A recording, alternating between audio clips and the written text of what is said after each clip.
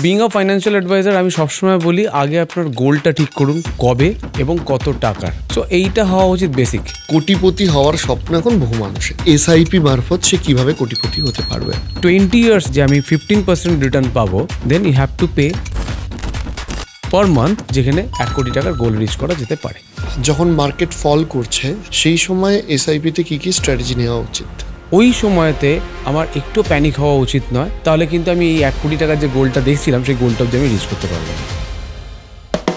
আমার টোটাল জমাতে পারার টাকার কত পার্সেন্টেজ আমি এসআইপিতে দেবো? 20% অফ ইউর ইনকাম আপনার জমানো উচিতই। নিজেকে একটা ফান্ড ক্রিয়েট করতে হবে যে এই ফান্ড আমার টাচ করার জন্য নয়। তো সেই ডিসিপ্লিনটা থাকলে পরে আমরা দেখছি তো প্রচুর মানুষ খুব সুন্দরভাবে এগোচ্ছেন। Real estate investment versus SIP investment, আপনি কি বলবেন? এসআইপি অনেক বেটার আপনার জন্য, কেন কোনো ইমার্জেন্সিতে আটকে গেছে আপনি টাকা তুলতে পারেন, যেখানে কিন্তু আমি ফ্ল্যাটে ঢুকলে পরে আমি মাঝ রাস্তা দিয়ে বেরোতে পারি না। কাদের এসআইপিতে ইনভেস্ট করা উচিত, কাদের স্টকে ইনভেস্ট করা উচিত? এটা পুরোটাই ডিপেন্ড করবে হচ্ছে আপনার রিস্ক অ্যাপেটাইট কতটা। এবার আপনি আপনার রিস্ক অ্যাপেটাইট বুঝবেন কি করে। দেখুন, নমস্কার। দেখুন, কে না বড়লোক হতে চায়, কিন্তু চাইলেই কি বড়লোক হওয়া যায়? অনেকেই ভাবেন যে আমার এই সীমিত রোজগারের মধ্যে থেকে আমি বড়লোক হব কী করে। এই পৃথিবীতে বেশ কিছু মানুষ আছে যাদেরকে ফাইন্যান্সিয়াল অ্যাডভাইজার বলা হয়। ঠিক যেরকম আপনি সঠিক মাস্টারমশাই ছাড়া কোনো একটা সাবজেক্ট শিখতে পারবেন না, ঠিক যেরকম আপনি মাধ্যমিক পরীক্ষার আগে ফিজিক্যাল সায়েন্সের শক্ত শক্ত ইকুয়েশনগুলো বোঝার জন্য স্যারের কাছে যেতেন না, ওই রকমই অর্থের কচকচি এবং শক্ত ইকুয়েশন বোঝার জন্য বা বোঝানোর জন্য, কিংবা আপনি ততটা না বুঝতে পারলেও আপনার হয়ে করে দেওয়ার জন্য বেশ কিছু মানুষ রয়েছেন, তাদেরকে ফাইন্যান্সিয়াল অ্যাডভাইজার বলা হয়। আমি কেন বললাম? কারণ এটার সাথে অনেকে পরিচিত নন না, কিন্তু আপনাদের হওয়াটা প্রয়োজন। কারণ ওনারা আপনাদের সাহায্য করেন আপনাদেরকে ভবিষ্যতে অর্থ সঞ্চয় করে বড় লোক হতে, যেটা খুব দরকার। আজকের অনুষ্ঠানের অতিথি, উনি বাংলার বুকে অত্যন্ত নামী একজন মানুষ। বহু বড় বড় পোর্টফোলিও উনি হ্যান্ডেল করেন, মিস্টার সুরজিৎ কালা। ওনার থেকে আমরা মিউচুয়াল ফান্ড বলুন, ইন্স্যুরেন্স বলুন, সমস্ত কিছু সম্পর্কে শুনবো। এই এপিসোডটা পুরোটা দেখবেন, কারণ এইটা আপনার জীবনের, আপনার টাকা পয়সা সম্পর্কে ধ্যান ধারণা বদলাতে সাহায্য করবে।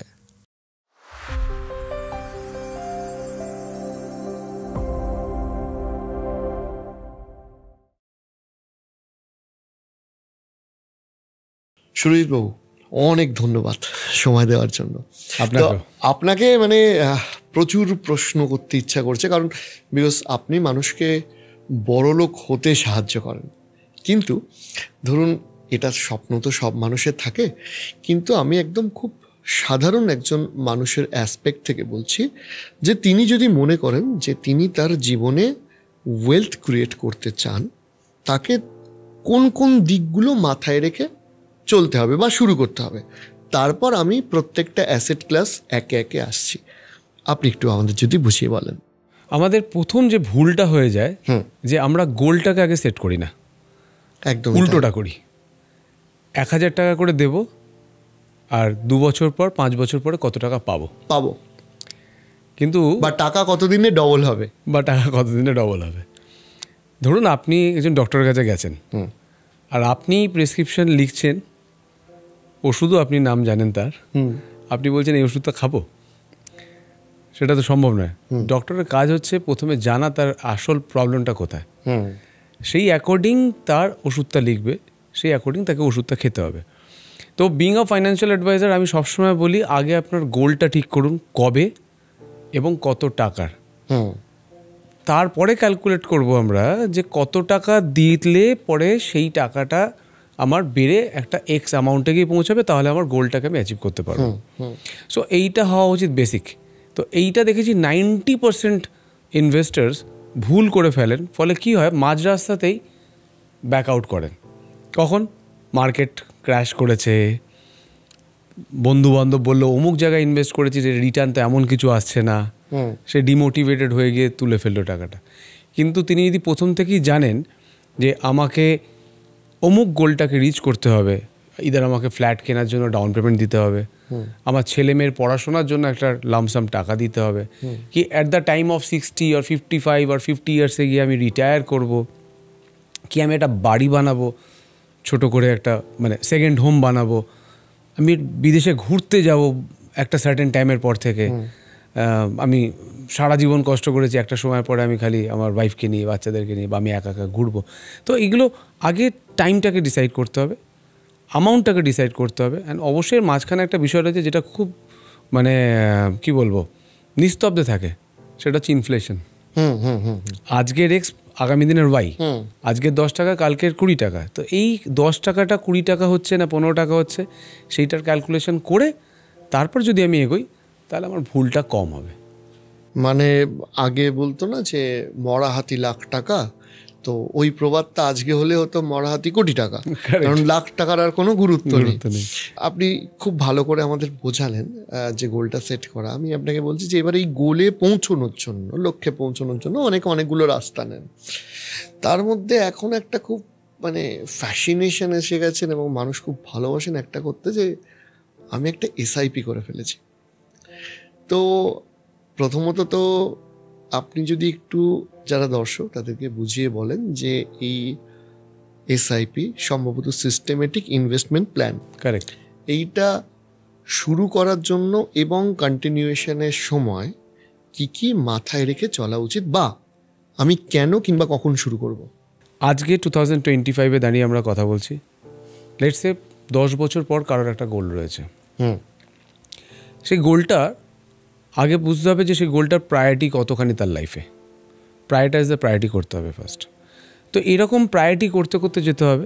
10 বছর পর একটা গোল, 12 বছর পর একটা গোল, 15 বছর পর একটা গোল, কি 5 বছর পর একটা গোল, এরকম ইয়ার অন ইয়ার গোলটাকে আগে ডিসাইড করুন, নিজের খাতায় লিখুন তারা।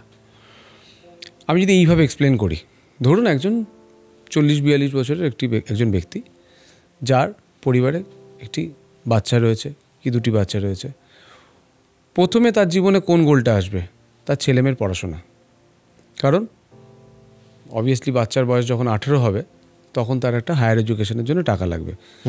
যদি এক্সাম্পল নিয়ে কথা বলি, তাহলে 3 বছর যদি বাচ্চাটির বয়স হয়, তাহলে 15 বছর পর বাচ্চাটি 18 বছর বয়স হবে। তাহলে 18 বছর বয়সে তার একটা লামসাম টাকা লাগবে ফর হায়ার এডুকেশন।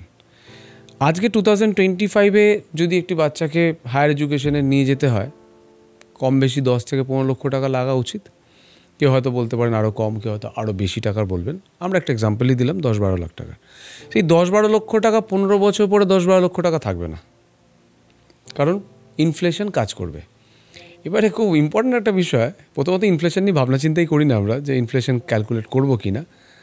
আমরা যারা ফাইন্যান্সিয়াল অ্যাডভাইজার তারা মনে করি ইনফ্লেশনটাকেও ক্যালকুলেট করতে হবে, কত পার্সেন্টেজ দিয়ে, সেটাও ইম্পর্ট্যান্ট। নর্মাল কমোডিটি যা আমরা সারাদিনে টুথপেস্ট, গাড়ির তেল, অমুক তমুক ইউজ করছি, তার ইনফ্লেশন রেট হচ্ছে 6%, যদি আমরা পুরনো 25 বছরের ইতিহাস ঘাঁটি ভারতবর্ষে। কিন্তু এডুকেশনের inflation is more than 12%। So তার মানে আজকের 10 লক্ষ টাকা আজ থেকে 15 বছর পরে 10 লক্ষ টাকা থাকবে না, একদমই না। যদি আমি খুব মিনিমাম 6% ধরেই যাই, তাহলেও কম বেশি 12-13 বছরে এটা ডাবল হয়ে যাবে। তার মানে 20 লক্ষ টাকা আপনার বাচ্চার জন্য অ্যারেঞ্জ করতে হবে। গোল নাম্বার 1 হয়ে গেল। গোল নাম্বার 2, সে যদি ছেলেই হোক বা মেয়েই হোক, বিয়ের কনসেপ্ট আগামী দিনে কী হবে আমরা জানি না, তার সত্ত্বেও বিং আ প্যারেন্ট তো একটা তো কমিটমেন্ট থাকেই যে ছেলে মেয়ের বিয়ে দেবো, কিছু লোকজনকে ডাকবো, তারা সুন্দর করে অনুষ্ঠান খরচা হবে। সেটা যদি দেখি তাহলেও সেই কম বেশি আজকের দিনে মোটামুটি যদি 500 লোককে ডেকে যদি খাওয়া দাওয়া করান, সেই 5-6 লক্ষ টাকা, 10 লক্ষ টাকা খরচা আছে। তো বাচ্চাটির বয়স 18 বছর হয়ে যাওয়ার পরে আরও 8 বছর 7 বছর, মানে 26-27 বছর বয়সে যদি বিয়ে দেন, তাহলে এই আজকের 10 লক্ষ টাকা তখন গিয়ে দাঁড়াবে হয়তো 25 লক্ষ টাকা। তাহলে গোল নাম্বার 2। গোল নাম্বার 3, এই 40 বছরের মানুষটি, সেও একটা সময় রিটায়ার করবেন। যদিও বা রিটায়ার শব্দটা আবার অনেকে শুনতে পছন্দ করেন না, মনে করেন সারা জীবন কাজ করে যাবেন, যেটা হয়তো বা পসিবল নয়, কারণ বায়োলজিক্যাল কারণে আমাদের একটুখানি স্লথনেস আসবে। সেই জায়গায় দাঁড়িয়ে যদি ধরি যে 20 বছর পর তার যখন 60 বছর বয়স হচ্ছে, তখন তাকেও তার সেম লাইফস্টাইলটা মেনটেন করে যেতে হবে 20 বছরের পর থেকে। সেইখানে কীভাবে করা উচিত? আজকের দিনে তার লাইফস্টাইল মেনটেন করতে গিয়ে লেটসে কলকাতার মতন শহরে 30 থেকে 40 হাজার টাকা মতো লাগে। আমি খুব কম টাকারই একটা হিসাব দিলাম। সেই 30-40 হাজার টাকা 20 বছর পর গিয়ে 30-40 হাজার টাকা থাকবে না, সেটা গিয়ে দাঁড়াবে প্রায় 1 লক্ষ টাকার কাছাকাছি। যদি 40,000 ধরে যাই আর 6% ইনফ্লেশন যদি ধরে যাই, তাহলে it would be 1 lakh rupees. সেই 1 লাখ পার মান্থ আমার অ্যাকাউন্টে প্রত্যেক মাসে ঢুকবে। একটা 28 তারিখে একটা মেসেজ আসবে, ট্রিং করে আওয়াজ হবে। সেটা হতে গেলে কত টাকা আপনাকে ব্যাংকে রাখতে হবে বা পোস্ট অফিসে রাখতে হবে বা SWPর মতন ইনস্ট্রুমেন্টে রাখবেন, তাহলে কত টাকা রাখতে হবে? আমরা সাধারণত বলি যে ব্যাংক রেট অফ ইন্টারেস্ট আজকের দিনে যা রয়েছে, ভবিষ্যৎ বলছে, মানে পুরনো ইতিহাস বলছে কমবে, বাড়বে না। যদি কেউ ব্যাংকের ওপরে ভরসা করে যায় তাহলে পরে আজকে 6%, তাহলে আগামী দিনে আজ থেকে 20 বছর পর ইট উড বি 4%, 3%, কি থাকবে তাও জানি না। আপনি অলরেডি সেভিংস অ্যাকাউন্টের অবস্থা দেখুন না। একদমই তাই। তো সেখানে দাঁড়িয়ে যদি 6% ধরেই যদি আমি যাই, যে ধরে নিলাম আমি খুব হায়ার সাইডে ধরলাম যে আমার এই গভর্নমেন্ট বা যে গভর্নমেন্টই আসুক না কেন তিনি আমাকে 6%ই দেবেন, পার মান্থ এই 1 লাখ পেতে গেলে তার অ্যাকাউন্টে 2 কোটি টাকা থাকতে হবে। সাডেনলি কেন 2 কোটি? সো যারা শুনছেন তারা অবশ্যই ক্যালকুলেট করতে পারবেন। 2 কোটি টাকা 6% হচ্ছে 12 লক্ষ টাকা yearly interest. So divided by 12 is again 1 lakh monthly. এবার যদি সে একটু স্মার্ট ইনভেস্টার হিসাবে যদি তিনি SWPর মতন ইনস্ট্রুমেন্টে রাখেন, সে হয়তো একটু রিস্ক নিয়ে হয়তো 8% পাবেন, তাহলেও 1.5 কোটি টাকা লাগবে। তার মানে গোল নাম্বার 3 হয়ে গেল। সো এই 1, 2, 3 এই 3টে গোল আগে আমরা ডিসাইড করলাম। তারপরে যাব যে 1 গোলটাকে রিচ করতে গেলে কী ধরনের ইনস্ট্রুমেন্টে যাওয়া উচিত, 2 গোলটাকে রিচ করতে গেলে কী রকম ইনস্ট্রুমেন্টে যাওয়া উচিত, অ্যান্ড 3rd। সো সেইখানে দাঁড়িয়ে যদি এডুকেশনের কথা ওঠে, তাহলে আমরা সবসময় বলি যে এডুকেশনের যে গোলটা রয়েছে সেই গোলটাকে গ্যারান্টিড ইনস্ট্রুমেন্ট দিয়েই প্ল্যান করা উচিত, যাতে সার্টেন অ্যামাউন্টটা রিটার্নে পাওয়া যায়। কারণ বাচ্চাটির বয়স যখন 18 হবে, যদি কোনো কারণে ওই সময় মার্কেট ক্র্যাশ করে, ড্রাস্টিক্যালি ক্র্যাশ করলো, আপনি বেরোতে পারছেন না। কারণ হয়তোবা আপনি যা টাকা দিয়েছিলেন তার থেকে হয়তো প্লাসে আছেন, হয়তোবা। আর যদি মাইনাসে থাকেন তখন বেরোতে ইচ্ছা করবে না, আপনার মন বলবে যে না আর একটু থেকেই যায়। কিন্তু বাচ্চার ইনস্টিটিউশন তো সেটা শুনবে না, বয়স তো মানবে না। 18 মানে 18তেই তার টাকাটা লাগবে, রাইট? তো সেই জায়গায় দাঁড়িয়ে আমাকে এমনভাবেই প্ল্যান করতে হবে যে যেন 18 বছর বয়স হলো আর আমি সেই টাকাটাকে বার করে নিয়ে ইনস্টিটিউশনে গিয়ে দিয়ে দিলাম। কিন্তু অরিজিৎ, আমি এটাও দেখেছি যে বাবা মারা ভাবেন যে অসুবিধা কি, দেখা যাবে, এডুকেশন লোন তো রয়েছে। কিন্তু বিষয়টা হচ্ছে এডুকেশন লোনটা তো খালি বাচ্চার মেরিটের উপর ডিপেন্ড করছে না, বাবার এজ অথবা বাবার ইনকাম, এবং আর একটা বিষয় এই মুহূর্তে লুকিয়ে রয়েছে, সেটা হচ্ছে ক্রেডিট স্কোর। তো সেই সময় যদি কোনোভাবে অসুবিধায় পড়েন তার এই লোনটা পেতে গিয়ে, তাহলে তার বাচ্চাকে তখন কম্প্রোমাইজ করতে হবে। সো আমি সবসময় বলি যে why you will pay interest to the bank instead of paying interest to the bank, you can start early. আজকে থেকে ইন্টারেস্ট আর্ন করা শুরু করো, সো দ্যাট 10 বছর 15 বছর তুমি ইন্টারেস্ট আর্ন করে বাচ্চার হাতেই টাকাটা তুলে দাও। একদমই। তো তোমার জীবনের সফলতার কিন্তু আরেকটি মানে মন্ত্র এটা হওয়া উচিত। দেখুন, এটা তো আপনি একজন ম্যাচিওর পার্সনের অ্যাসপেক্টে বললেন, যার সোকল্ড বিয়েটা হয়ে গেছে, ছেলে মেয়ে নিয়ে ভাবছে। আমি বলছি আমাদের একটা জেন জি একটা বড় অংশের দর্শক আছে যারা চায় যে মধ্যবিত্ত বা নিম্ন মধ্যবিত্ত ঘরে জন্মেছি, আমি টাকাটা কিভাবে রাখবো এবং সেটা রেখে কোটিপতি হব। এই কোটিপতি হওয়ার স্বপ্ন এখন বহু মানুষের। ঠিক। আমি এখানের মধ্যে কোনো নেগেটিভিটি দেখি না, অনেকেই নেগেটিভিটি দেখে, কিন্তু আমি দেখি না। আমার বক্তব্য হচ্ছে আপনি একটু বুঝিয়ে বলুন যে ধরুন মোটামুটি 4-5 হাজার টাকা, 5 হাজার টাকা করে কেউ যদি মাস গেলে বাঁচাতে পারে,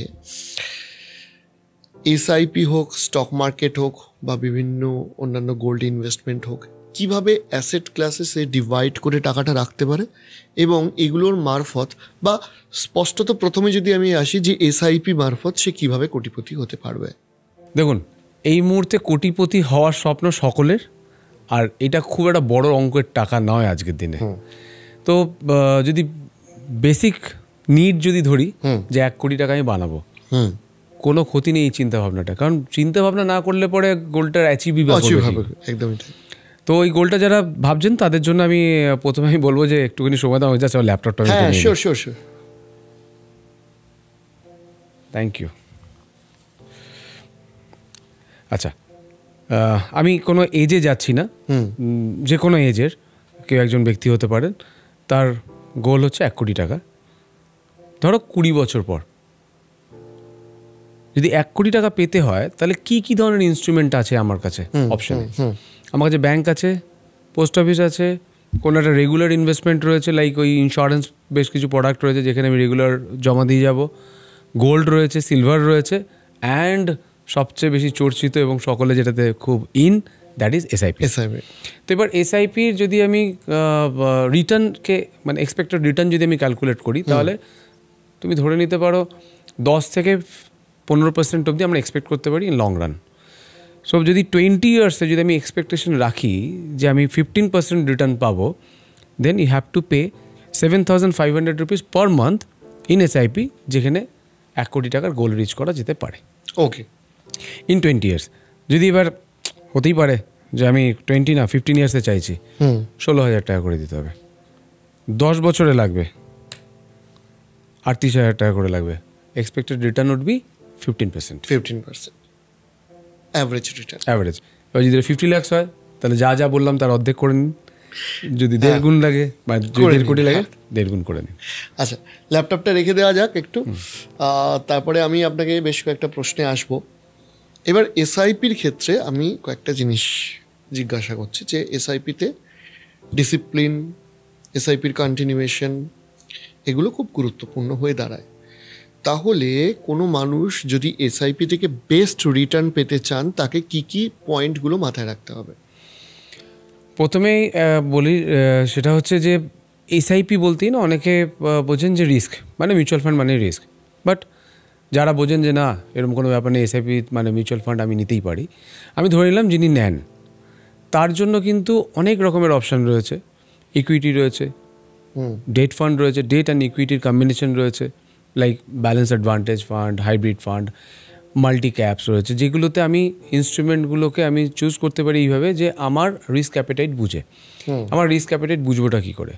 সেটা হচ্ছে যে আমি প্ল্যান করেছি 15 বছর পর আমার টাকা লাগবে, আর 5 বছর পরে হঠাৎ কোনো একটা ইমার্জেন্সি ক্রিয়েট করলো আমার লাইফে, আমি বেরোতে চাইলাম, আর ওই সময় মার্কেট ক্র্যাশ করেছে, তখন আমি বেরোতেও পারছি না, আবার আমার টাকাটারও দরকার রয়েছে। সেই রকম যদি কেউ হন যে আমার এরকম মাঝখানে টাকা লাগতেই পারে, কারণ আজকের ডেট থেকে না কাউকে আমরা ওই রেগুলেটরের দিয়ে আমরা মানে ওইভাবে অপারেট করতে পারি না যে তুমি 15 বছর অবধি তুমি তুলতে হবে না, কারণ এই ইনস্ট্রুমেন্টের একটা ভালো দিক খারাপ দিক আছে। খারাপ দিকটা হচ্ছে any time you can withdraw. তো সেই জায়গায় দাঁড়িয়ে যদি আমার এরকম কখনো মানে প্র্যাকটিস থেকে থাকে, তাহলে অবশ্যই বলবো যে একটু ব্যালেন্স অ্যাডভান্টেজ টাইপের ফান্ড কিছু কিটিতে রাখতে, সো দ্যাট যদি মার্কেট পড়েও যায় এই অ্যাটলিস্ট কুশনটা দেবে। আর যদি লং টার্মের জন্য খুব ডিসিপ্লিন ওয়েতে আমি মাঝখানে একটু টাকা তোলার আমি ভাবনা চিন্তেই আনবো না, তাহলে ইকুইটি এক্সপোজড হতে পারেন 80-20 রেশিওতে, 80% ইন ইকুইটি, 20% ইন ডেট। তো এরকম ব্লেন্ড ফান্ড যেগুলো রয়েছে সেগুলোর মধ্যে আমি যেতেই পারি। তাহলে কী হয়, আমার কাছে একটা অ্যাভারেজ আউট হতে হতে যায় বিষয়টা।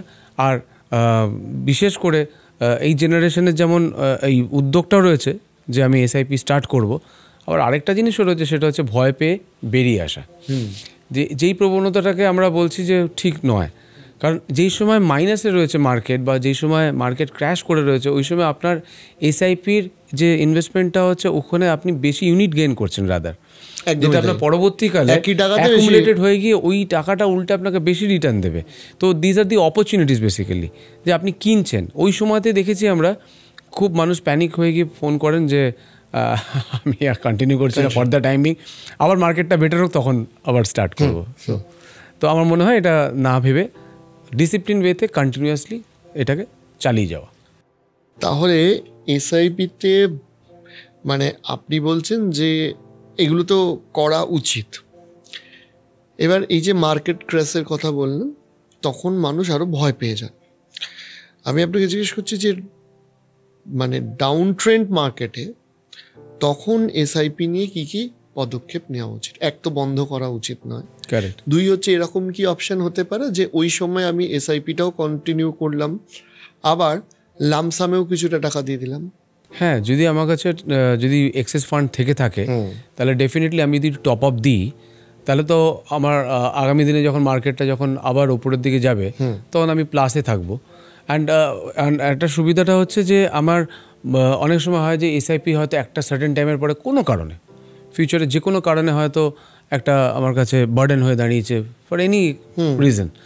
এই যে মাঝখানে আমার কাছে যে এক্সেস টাকাটা এসেছিলো আমি যখনই ওখানে আমি রেখে দিয়েছি টাকাটা, তখন ওই সময় যদি কখনো আমার এরকম কিছু ব্রেক হয়ও তাহলে এই টাকাটার একটা আমি যে প্লাস মানে এই যে টাকাটা রাখলাম আমি এই টাকাটা থেকে আমি একটা রিটার্ন আমি তখন এক্সপেক্ট করতে পারি, যেটা আমার হয়তো ওই সময় যে শর্টফলটা সে হয়তো এটা মেক আপ করে দিল। এবার আপনি আমাকে বলুন যে যখন মার্কেট ফল করছে সেই সময় এসআইপিতে কী কী স্ট্র্যাটেজি নেওয়া উচিত? সেই সময় এসআইপি যে অ্যামাউন্টে চলছে যদি ওটা চলে তাতে আমরা কিছুটা টপ আপ করে দিতে পারি, বাড়িয়ে দিতে পারি। আমার কাছে যদি কিছু লামসাম টাকা থেকে থাকে সেখানে আমি ওটাকে ইনভেস্ট করতে পারি, কারণ ওই সময় মার্কেট নিচে পড়ে রয়েছে, তাহলে আমি বেশি ইউনিটস গেইন করতে পারি। আর ওই সময়তে আমার একটু প্যানিক হওয়া উচিত নয়, যেইটাকে আমাকে অসুবিধায় ফেলতে পারে। যদি আমি ওই অপরচুনিটি থেকে বেরিয়ে আসি তাহলে কিন্তু আমি এই 1 কোটি টাকার যে গোলটা দেখছিলাম সেই গোলটা অবধি আমি রিচ করতে পারবো না। তো ওটা সুযোগ একটা, একদমই সুযোগ। আচ্ছা, এইবার একটা বিষয় আপনাকে জিজ্ঞেস করছি, সেটা হচ্ছে যে ধরুন প্রত্যেকের ফিউচারের একটা টার্গেট থাকে, দ্বিতীয়ত হচ্ছে যে আমার ইনকাম ভবিষ্যতে আরও বাড়তে থাকছে, তখন যেটা হয় সেটা হচ্ছে এসআইপিটার যে ভ্যালু আছে পার মান্থ যেটা আমি টাকাটা ডিপোজিট করছি সেটা তো ইন ফিউচারে আমার কাছে ক্ষমতা আসবে বাড়ানোর জন্য। কারেক্ট। এই এসআইপি অ্যামাউন্ট ইনক্রিমেন্টের ট্রেন্ডটা কীরকম হওয়া উচিত, প্রথম কথা। দ্বিতীয় কথা, আমার টোটাল ইনকামের বা আমার টোটাল জমাতে পারার টাকার কত পার্সেন্টেজ আমি এসআইপিতে দেবো? প্রথম হচ্ছে 20% অফ ইয়োর ইনকাম আপনার জমানো উচিতই সেভিংসে। এবং যদি আমি এসআইপিটাকেই যদি মনে করি এইটাই আমার ইনস্ট্রুমেন্ট সেভিংস করার, তাহলে আপনি এসআইপিতেই আসুন। কিন্তু এই যে প্রতি বছর যখন আমরা স্যালারি পাই তখন কিন্তু আমরা 10% গ্রোথই পাচ্ছি মোটামুটি দেখা যায় আজকের দিনে যা ট্রেন্ড আছে। কারণ ইনফ্লেশন রেট যদি 6% হয় 10% গ্রোথ মোটামুটি দিয়ে দেয় কোম্পানি। তো আপনার যে টপ আপটা হওয়া উচিত সেটা কিন্তু আপনি যদি আগের বছর 10,000 করে যদি আপনি এসআইপি করে থাকেন তাহলে পরের বছর ওটা 11,000 টাকা করে হওয়া উচিত, তারপরের বছর আবার 10% করে বাড়া উচিত। সো দ্যাট কী হবে, এটা একটা ডিসিপ্লিন ওয়েতে আপনি এগোতে থাকবেন এবং আপনার যে লক্ষ্যটা রয়েছে সেই লক্ষ্যটা রিচ করতে পারেন। মুশকিলটা হচ্ছে যে এখন তো গভর্নমেন্ট সার্ভিসের যে মানে এক তো হচ্ছে গভর্নমেন্ট সার্ভিসের অপরচুনিটি অনেক কম।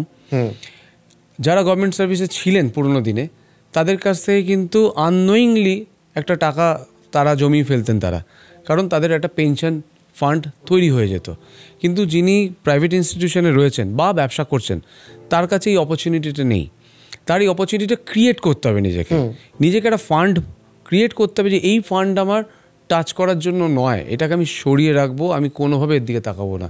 আমার টিভি কেনার দরকার হোক, ফ্রিজ কেনার দরকার হোক, দিল্লি দার্জিলিং যেখানেই যাওয়ার দরকার পড়ুক না কেন। তো সেই ডিসিপ্লিনটা থাকলে পরে আমরা দেখছি তো প্রচুর মানুষ খুব সুন্দরভাবে এগোচ্ছেন এবং আগামী দিনে আমার মনে হয়েছে যে যারা ইয়াং জেনারেশন আর আসছেন এগিয়ে তাদের ফিউচারটা অনেক বেশি মানে ব্রাইট ক্রিয়েট করবেন। আমি যদি আপনাকে জিজ্ঞেস করি যে real estate investment versus SIP investment, আপনি কি বলবেন? আমাদের ওয়েস্ট বেঙ্গলে যদি দেখেন যারা রিয়েল এস্টেট ইনস্ট্রুমেন্ট নিয়ে কাজ করেন তারা হয়তো আমার কথাতে খুব একটা খুশি হবেন না। বিষয়টা হচ্ছে যে যখন আমরা কোনো ফ্ল্যাটে ইনভেস্ট করি, রিয়েল এস্টেট বলতে আমাদের প্রথমেই মাথায় আসে ফ্ল্যাট, জমি আসে না কিন্তু, রাইট? এবার ফ্ল্যাটটা যখন আমি কিনতে যাই 20% আমি ডাউন পেমেন্ট করি, 80% আমি নিচ্ছি কি লোন। এবার আমি লোনের একটা ইন্টারেস্ট পে করছি।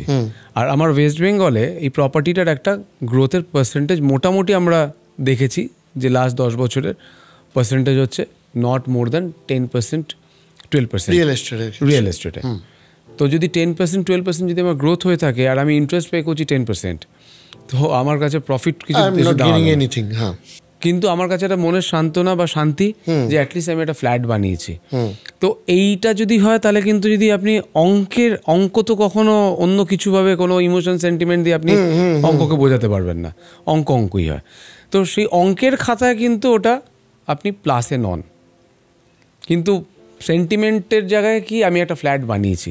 তো যদি আপনি ইনস্ট্রুমেন্ট হিসেবে যদি দেখেন, flat instrument is not at all right or correct, rather SIP অনেক বেটার আপনার জন্য। কেন মাঝখানে যদি মনে হয় যে আমি কোনো ইমার্জেন্সিতে আটকে গেছি, আপনি টাকা তুলতে পারেন।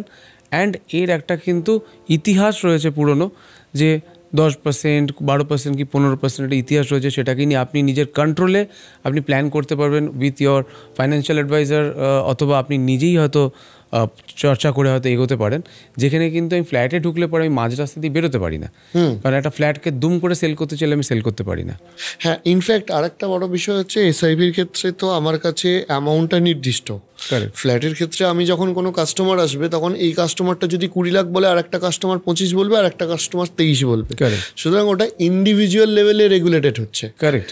আর এসআইপিটা একটা সেবিও আছে বা একটা মার্কেট লেভেলে রেগুলেটেড হচ্ছে, যেটার একটা রেগুলেটরি বডি রয়েছে। এক্স্যাক্টলি। এবার রিয়েল এস্টেট ইনভেস্টমেন্টের ক্ষেত্রেও আমি বলছি যে অনেকে, মানে আপনার থেকে আমি আর একটা জিনিস জানতে চাইছি, যে আপনি এতদিন ধরে ক্লায়েন্টদের হ্যান্ডেল করছেন, সাধারণত মানুষের ইনভেস্টমেন্ট সম্পর্কে কি কি ভুল ধারণাগুলো আছে আপনার কি মনে হয়? প্রথম ভুল ধারণা হচ্ছে যে আমি এমন কোনো ইনস্ট্রুমেন্টে ইনভেস্ট করব না যেখানে আমার রিস্ক আছে। যেটা ধারণাটা একটু হলেও ভেঙেছে আজকের দিনে।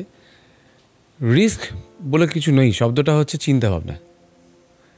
এই মিউচুয়াল ফান্ড বা যে কোনো রিস্ক ওরিয়েন্টেড ইনস্ট্রুমেন্ট যেটাকে বলা হয়, এটা পুরোটাই চিন্তাভাবনা। আমি সবসময় বলি, কেন আপনি এক্সপেক্ট করছেন 20% রিটার্ন পাবেন, কিন্তু মার্কেটের পুরনো ইতিহাস বলছে যে এই ফান্ডটা 10% বা 12% বা 15% বেশি গ্রোথ দেয়নি, কিন্তু আপনার এক্সপেকটেশন আমি 20% পাবো।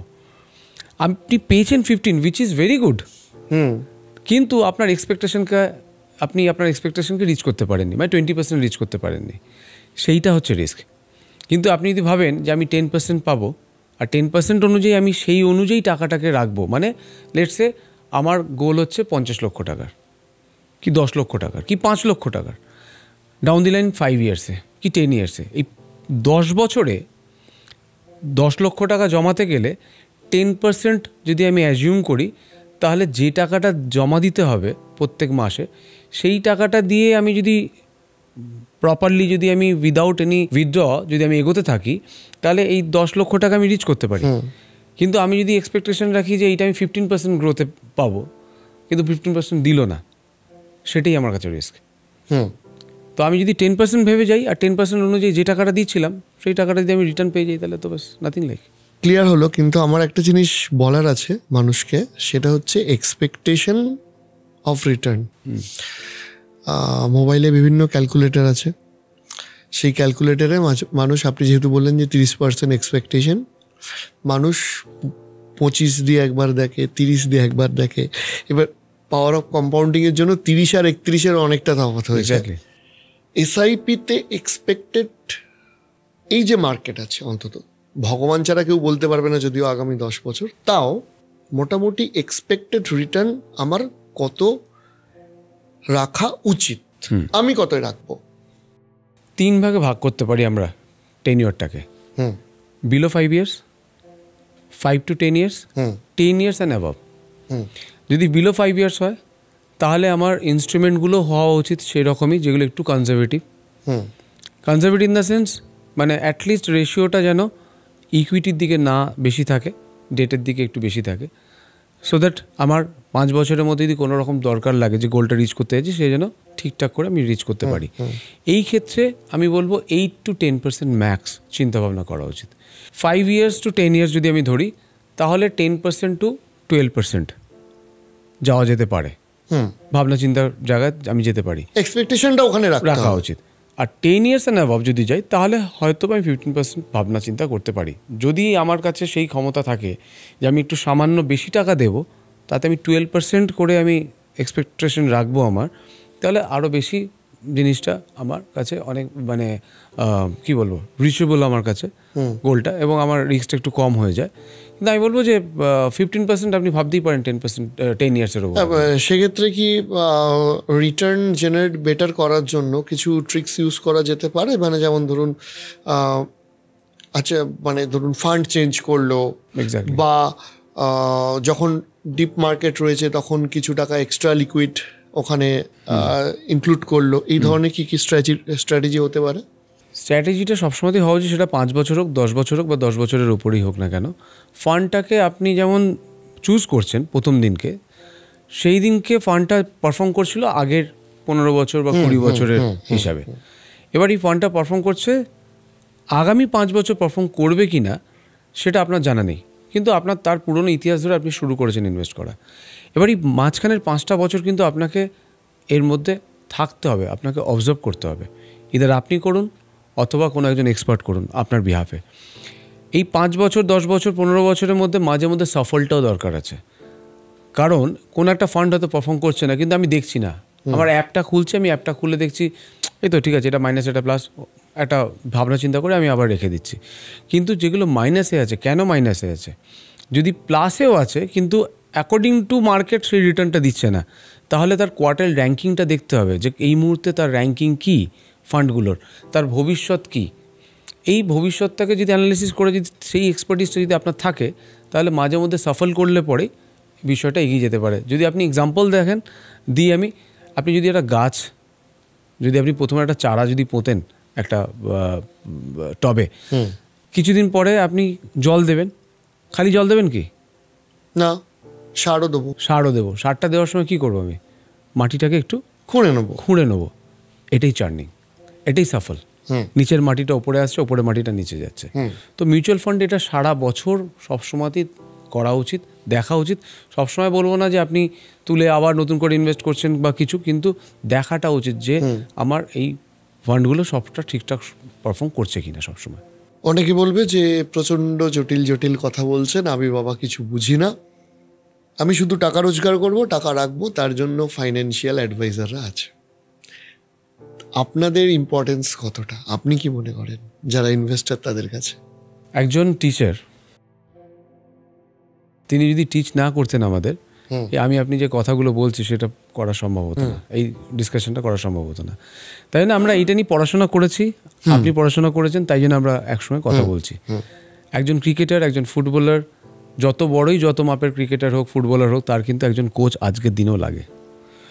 সো আপনার কাছে ফান্ডের সাইজটা 1 টাকা হোক আর 100 টাকাই হোক না কেন, যদি আপনার সঙ্গে একজন কোচ থাকে তাহলে 1 টাকাটা সেফ থাকবে, 100 টাকাটা সেফ থাকবে, আর এই 1 টাকাটা বাড়ানোর সম্ভাবনাটা অনেক বেশি থাকবে, 100 টাকাটা বাড়ানোর সম্ভাবনা বেশি থাকবে। কারণ যে অ্যাডভাইজার তার সারাক্ষণের কাজ হচ্ছে এইটাই করা। একজন নর্মাল ব্যক্তির ক্ষেত্রে সেটা সম্ভব নয়, কারণ তার নিজের পার্সোনাল লাইফের অনেক কমিটমেন্ট রয়েছে, তার নিজের প্রফেশনালে, তার কিছু প্রফেশনাল জগতে তার কমিটমেন্ট রয়েছে, তার টার্গেট রয়েছে, অনেক কিছু।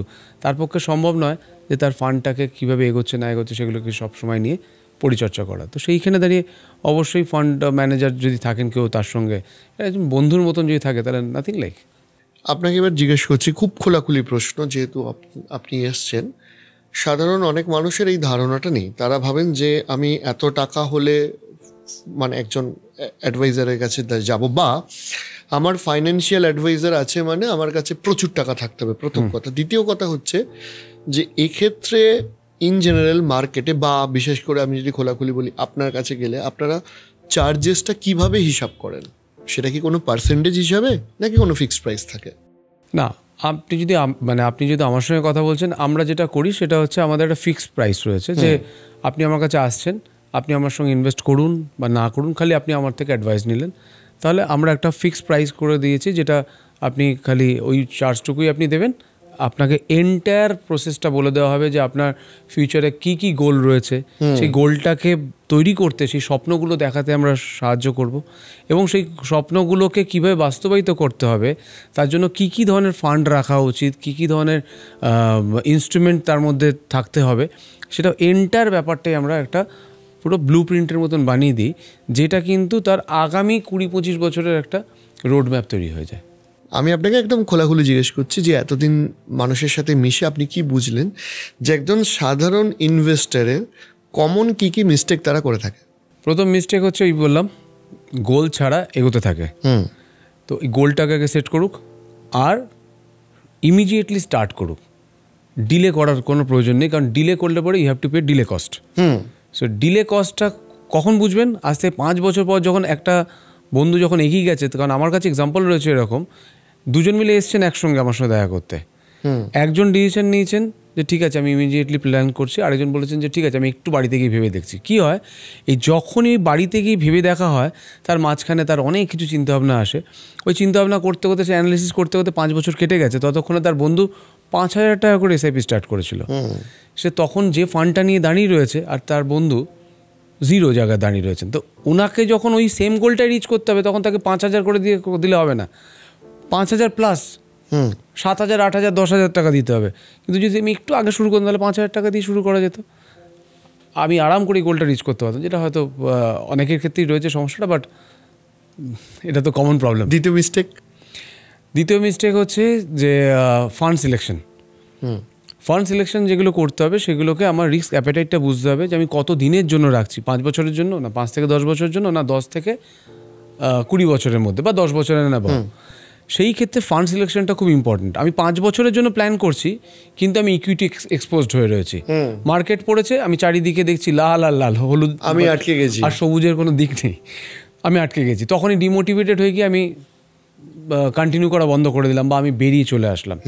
তো এইগুলোকে মাথায় রাখতে হবে যে আমি কতদিনের জন্য রাখছি, সেই অ্যাকর্ডিং কোন ফান্ড আমার সিলেক্ট করা উচিত। তো সেই ক্ষেত্রে 5 ইয়ার্সের মধ্যে যদি হয় তাহলে পরে বলবো যে একটু ডেট ওরিয়েন্টেড ইনভেস্টমেন্ট হওয়া উচিত। ইকুইটি তো ডেফিনেটলি থাকবে, তা নাহলে পরে আপনার গ্রোথ হবে না। যদি মিড টার্ম হয় তাহলে পরে একটু 50-50 রেশিওতে, 60-40 রেশিওতে থাকতে হবে। আর যদি 10 ইয়ার্স অ্যান্ড অ্যাভাব হয় তাহলে ইকুইটি পোর্শনটা আপনি বাড়িয়ে দিতে পারেন, 80-20 রেশিওতে রাখতে পারেন। বা যদি খুব আপনার রিস্ক অ্যাপেটাইট আছে, আপনি মনে করেন যে আপনি সুপারম্যান, 100%। আর থার্ড কমন মিস্টেক হচ্ছে যে মাঝখানে টাকা তুলে নেওয়া। কারণ আমরা এক্সাম্পল দিই যে আপনার বাড়িতে চিকেন, মাটন, ফিশ যে কোনো কিছু একটা রান্না হচ্ছে, মিড অফ দ্য ওয়ে আপনি কি রান্নাটা বন্ধ করে দিয়ে কি খাবার পরিবেশন করে দেন? না, আপনি জানেন যে এই রান্নাটি করতে গেলে মোটামুটি আপনাকে 0.5 ঘন্টা 40 মিনিট সময় দিতে হবে। সেই তো আপনি যে গোলটা রিচ করার জন্য ভাবছিলেন সেটা 5 বছর বা 10 বছর বা 20 বছর বা 15 বছর, সেই সময়টাকে আদৌ দিয়েছেন? আমরা পড়াশোনা করেছি, সেই ক্ষেত্রেও একই বিষয়, যে একটা ক্লাস 1 থেকে ক্লাস 10 অবধি পড়তে দিতে হয়েছে, তবেই একটা বাচ্চা বড় হয়েছে, তারপরে সে আগামী দিনে এগিয়েছে। তো আপনি শুরু করেছেন যখন যে গোলটা নিয়ে, সেই গোলটাকে আপনি রিচ করুন, তারপরে আপনি দেখুন যে আপনার ফ্রিডমটা কোথায়। একদমই তাই। মিস্টেকের পর আর একটা জিনিস আসি, অনেকে একটা ভাবেন যে আমার সারা জীবনটা একইভাবে চলবে, কখনো না কখনো আমার টাকার প্রয়োজন পড়বে না, কিন্তু বিপদ তো বলে কয়ে আসে না। তো সেক্ষেত্রে একটা কনসেপশন চলে, সেটা হচ্ছে এমার্জেন্সি ফান্ড। এমার্জেন্সি ফান্ড একটা মানুষ কখন তৈরি করবে, কিভাবে তৈরি করবে, কিংবা আপনি যদি একটু ব্যাখ্যা দেন যে কতটা টাকা একটা মানুষের এমার্জেন্সি ফান্ডে রাখা উচিত। আমরা কোভিড দেখে নিয়েছি। কোভিডে মোটামুটি প্রথমে ভেবেছিলাম আমরা 20-22 দিন, 14 দিন, 15 দিন, তারপরে সেটা বাড়তে বাড়তে মাসে গড়ালো, প্রায় বছরে গড়ালো। তো সেই জায়গায় যদি দাঁড়ায় তাহলে পরে 1 বছরের হওয়া উচিত, কিন্তু which is not possible for everyone. কারণ যারা আমাদের এই ইন্ডিয়াতে রয়েছেন বা ওয়েস্ট বেঙ্গলে রয়েছেন, তাদের যে অ্যাভারেজ অফ ইনকাম যেটা রয়েছে, সেখানে তার 80% to 90% খরচাই হয়ে যায় তার সংসার চালাতে, বেঁচে থাকে 10% to 20%। আবার হয়তো কেউ হয়তো ব্লেসড, তাকে হয়তো বাড়িতে খরচা দিতে হয় না, উল্টোটা হয়, কিন্তু তারপরে হয়তো সে হয়তো প্রপারলি প্ল্যান করেননি বা করেন না। আমি বলবো যে মিনিমাম 3 মাসের একটা ইনকাম বা 3 মাসের খরচা অ্যাটলিস্ট ব্যাংকে থাকা উচিত, সো দ্যাট যদি কোনো রকম এরকম সার্কামস্টেন্সেস ক্রিয়েট হয়ও, সেটা কোভিডের মতন কিছু হতে পারে, আপনার নিজের ব্যক্তিগত জীবনে কোনো রকম অ্যাক্সিডেন্টাল কোনো কিছু হতে পারে, জবলেস হতে পারে, সেই সময় যেন অন্ততপক্ষে আমাকে কোনো বন্ধু বান্ধব বা পরিবারের কারোর কাছে কি হাত না পাততে হয়। সো 3 ইয়ার্সের একটা ইমার্জেন্সি ফান্ড থাকা উচিত। If your expenses is 20,000, so 60,000 টাকা আপনার ব্যাঙ্ক অ্যাকাউন্টে থাকা উচিত, যেটাতে আপনি টাচ করবেন না। এরকমই। এরপর একটা মানুষের প্রশ্ন আসে যে আমি কত বছরে, মানে এখন অনেকের একটা ট্রেন্ড এসেছে যে আমি বেশি বছর কাজ করতে চাই না, একটা টাইমে গিয়ে আমি ফাইন্যান্সিয়ালি ফ্রিডম পেয়ে যাব এবং তারপর থেকে আমি আর খুব একটা কাজ করব না। তো একটা মানুষের এই ফাইন্যান্সিয়াল ফ্রিডম পেতে গেলে কত বছর কাজ করতে হতে পারে, কত বছর টার্গেট করে চলা উচিত? দেখুন, আমরা এই যে 60 ইয়ার্সের যে শব্দটা, মানে যে বয়সটা আমাদের মাইন্ডে সেট করা রয়েছে, এটা তো আমাদের মানে এই জেনারেশন সেট করা না, এটা যুগ যুগ ধরে চলে আসছে। কিন্তু আজকের দিনে অনেকেই মনে করছেন আমি এটা 60 অবধি যাবো না, 55-এ বা 50-তে গিয়ে আমি আমার রিটায়ারমেন্ট আমি নিয়ে নেব। তবে একটা সেগমেন্ট ভাবছি রিটায়ারমেন্ট নিয়ে নেবো, আরেকটা সেগমেন্ট ভাবছেন আমি রিটায়ারমেন্ট নেব না, আমি একটা প্যাসিভ ইনকাম জেনারেট করব। কীরকম? আমি চাকরি করব না, চাকরিটা ছেড়ে দিয়েছি, কিন্তু আমি একটা ব্যবসা করব যেখানে আমি রোজগারও করব আর আমার বেসিক যে নিডগুলো রয়েছে লাইফের সেইগুলো যেন আমার কাছে চলে আসে। মানে আমার ডেলি লাইফে ইলেকট্রিসিটি, টেলিফোন, খাওয়া দাওয়া, ইন্টারনেট, এই যে বিষয়গুলো রয়েছে এইটা যেন একটা প্যাসিভ ইনকাম জেনারেট করে যায়। এন্টায়ারলি সে তার পোস্ট 50 সে আর কোনো কাজ করবেন এরকম কিন্তু খুব একটা আমরা দেখছি না। কাজ করবেন কিন্তু প্যাসিভ ইনকামটা জেনারেট করে। তো এবার যদি প্যাসিভ ইনকাম জেনারেট করতে হয় ইনস্টেড অফ রিটায়ারমেন্ট ফান্ড, বিষয়টা একই, জাস্ট একটু অন্যভাবে চিন্তাভাবনা করা। প্যাসিভ ইনকাম যদি জেনারেট করতে হয় আফটার 50 ইয়ার্স, তাহলে ভাবতে হবে যে আমার আজকের দিনের বেসিক নিড কী লাইফে, কত খরচা হয় তার জন্য, 20,000, 25,000, 30,000। দেখুন এসেন্সিয়াল এক্সপেন্সেস কত টাকার খরচা হয় সেটা আমাদের কোভিড দেখিয়ে দিয়েছে। তা বাদে যা রয়েছে সবটাই আমরা ইম্পালসিভ বায়ার হিসেবে আমরা করি। পাশের বন্ধুবান্ধব তার বাড়িতে গাড়ি বদলেছে, আমার বাড়িতেও বদলাতে হবে, ফ্রিজ বদলেছে, বদলানো উচিত। তো এইভাবে করে বিষয়টা আমাদের কাছে অ্যাডিশনালি বেড়ে যায়। কিন্তু যদি আমি এসেন্সিয়াল এক্সপেন্সেসগুলোকে যদি কনসিডার করতে বলি, আগে এই ক্যালকুলেশনটা করুন যে আপনার ডেইলি লাইফে এসেন্সিয়াল এক্সপেন্সেস কী। ইফ ইট ইজ 20,000, সো আপনি কবে রিটায়ার করতে চাইছেন সেটা আপনি ডিসাইড করুন। তাহলে এই এতদিন পরে যদি আমাকে সেম লাইফস্টাইল মেনটেন করতে হয় তাহলে ইনফ্লেশনকে কনসিডার করুন। আজকে 20,000 আফটার 15 ইয়ার্স কত হচ্ছে ইনফ্লেশনকে কনসিডার করলে। এই টাকাটা হচ্ছে আপনার প্রয়োজন প্রতি মাসে, এবং ওই প্রতি মাসের টাকাটা পেতে গেলে আপনার টোটাল কর্পাস কত টাকা ক্রিয়েট করা উচিত। এর অঙ্কটা আমরা বলি যে যা টাকার আপনার রিকোয়ারমেন্ট হবে তার 200 টাইমস করে দিন। If your need is 50,000 rupees at that time, তাহলে আপনি হয়তো আজকের লাইফস্টাইল 20,000-এর রাখতে পারবেন। তাহলে 50,000 পেতে গেলে আপনাকে 1 crore আপনার ফান্ডে থাকা উচিত 200 টাইমস। ওয়াই? যদি আমি অ্যাজিউম করি 6% রেট অফ ইন্টারেস্ট আমি ওই সময় টাকা পাবো, তাহলে 1 কোটির 6% হচ্ছে 6 লক্ষ টাকা, divided by 12 is 50,000। That's it. আচ্ছা, তা আপনি তো বললেন যে 200 টাইমস। এবার অনেকের তো ট্রেন্ড আছে যে মার্কেটটা যেই নেমে পড়লো সঙ্গে সঙ্গে আমি টাকাটা রিডিম করে নিলাম। ইনফ্যাক্ট কোন ট্রেন্ড থেকে তারা রিডিম করে আমি আপনাকে বলছি যে তারা মনে করে যে মার্কেটটা 1 সপ্তাহ পড়েছে মানে পরের সপ্তাহে আরও পড়বে, আমি একদম লাস্ট পয়েন্টে গিয়ে টাকাটা ইনভেস্ট করব, তাতে আমার আরও রিটার্ন বাড়বে। দিয়ে কি হয়, মার্কেটটা দেখা যায় যে বেসিক্যালি উনি যেদিনকে রিডিম করলেন তার পরের দিন থেকেই উঠতে শুরু করলো এবং আলটিমেটলি ওনার লস হলো। ঠিক আছে, সো এই রিডিম করার জন্য এবং মার্কেট পড়ার সময় এই যে প্যানিকটা সৃষ্টি হয় সেটা নিয়ে আপনি কি বলবেন? দেখুন, প্রথম কথা হচ্ছে 2 রকমের ইনভেস্টমেন্ট হয় in mutual fund. One is lump sum, another one is SIP. যদি কেউ এসআইপিতে রয়েছেন তাহলে এই চিন্তাভাবনাটা করাটাই অ্যাবসলিউটলি ভুল, কারণ আপনি জেনে বুঝেই করছেন যে প্রতি মাসে আমি একটা এক্স অ্যামাউন্ট জমা করব, আর আপনি সেটা অ্যাভারেজ করতে চাইছেন, অ্যাভারেজ করতেই চাইছেন, যেই কারণে এসআইপিটা অনেক বেশি সেফ, যে আপনার অ্যাভারেজ আউট হতে যাবে। আর যেই সময়টা মার্কেট পড়ে রয়েছে, মানে আমি যদি এইভাবে একটা এক্সাম্পল দিই যে একটা লেবুর দাম 1 টাকা, আপনি 100 টাকা নিয়ে গেছেন, একটা মাসে 100 টাকার লেবু কিনেছেন, 100টা পেয়েছেন। মার্কেট ক্র্যাশ করেছে, 90 পয়সা দাম হয়ে গেছে লেবুটার। তো আপনি 100 টাকায় নিয়ে গেছেন, তাহলে আপনি লেবুর কোয়ান্টিটিটা বেশি পেয়েছেন। আরও মার্কেট পড়ে গেছে, 90 পয়সার জায়গায় 80 পয়সা হয়ে গেছে, 100 টাকাই দিয়েছেন, আরও বেশি লেবু পেয়েছেন। তো আপনার বাকেটে লেবুর সংখ্যা বেড়ে গেছে। এবার যেদিনকে লেবুর দামটা ওই আবার 1 টাকায় পৌঁছাবে বা 1.5 টাকায় পৌঁছাবে, তখন তো নাম্বার অফ লেবু মাল্টিপ্লাই উইথ দ্যাট প্রাইস, তো আপনার জন্য তো ওটা প্লাসে চলে গেল। কিন্তু এখন যদিও বা অনেকেই রয়েছেন যারা খুব এডুকেটেড, হয়তো বা 60% মানুষের এই প্যানিকটা হয়, কারণ এসেছে তো অনেক বেশি মানুষ না মিউচুয়াল ফান্ডে, তো অনেক বেশি মানুষ এসছেন, অনেক বেশি মানুষকে বুঝতেও হবে কিছুদিন মার্কেটটাকে।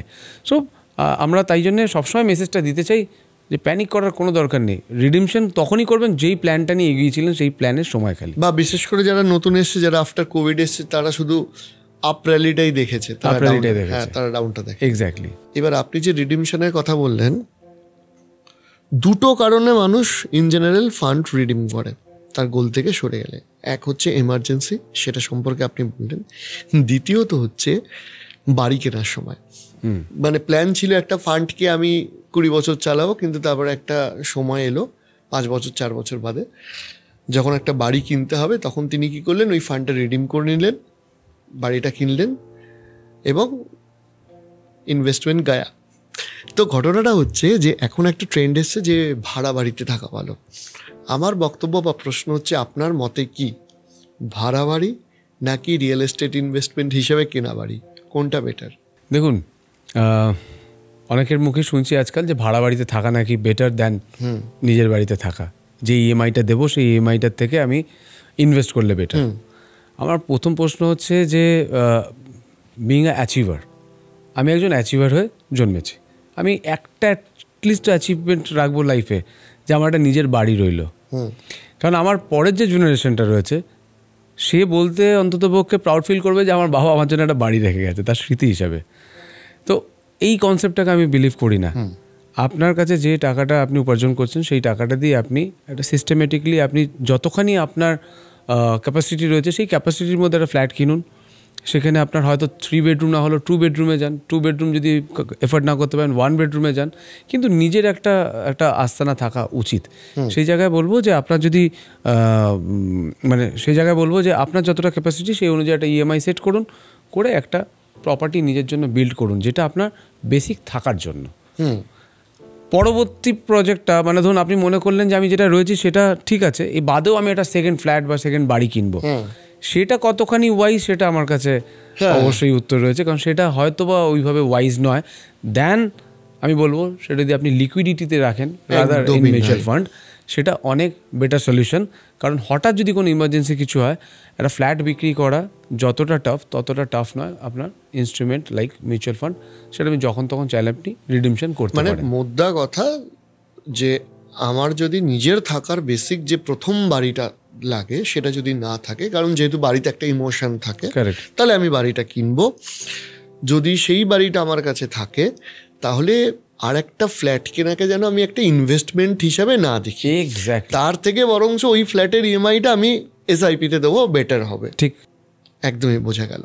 আমার যেটা এবার প্রশ্ন আসছে যে ফাইনালি যেটা নিয়ে বহু আলোচ্য বিষয় সমাজে, যে demat account versus SIP account, stock direct স্টকে ইনভেস্ট করা উচিত নাকি এসআইপিতে ইনভেস্ট করা উচিত, দ্বিতীয়ত হচ্ছে কাদের এসআইপিতে ইনভেস্ট করা উচিত, কাদের স্টকে ইনভেস্ট করা উচিত। এটা পুরোটাই ডিপেন্ড করবে হচ্ছে আপনার রিস্ক অ্যাপেটাইট কতটা। এবার আপনি আপনার রিস্ক অ্যাপেটাইট বুঝবেন কী করে?